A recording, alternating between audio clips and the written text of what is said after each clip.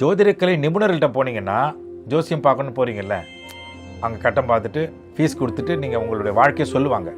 இது இப்படி இது பண்ணி கரெக்ட் பண்ணிக்கோங்க அப்படின்னு சொல்லுவாங்க. இந்த கோயிலுக்கு போனீங்கன்னா உங்களுக்கு பரிகாரம் எல்லாம் சொல்லுவாங்க. அதெல்லாம் சைக்காலஜிக்கலாக நமக்கு ஒரு பெரிய பேலன்ஸ் தானே.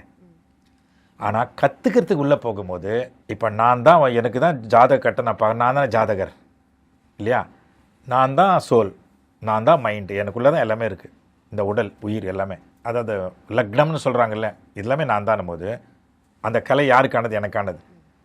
நான் விழிப்புணர்வாக இருந்தால் போதும். என் மனைவிக்கு அந்த ஆர்ட் தெரியுமா, விழிப்புணர்வாக இருக்கணும். இல்லை விழிப்புணர்வு இருந்த நான் அவளுக்கு விழிப்புணர்வு கொடுக்கணும்.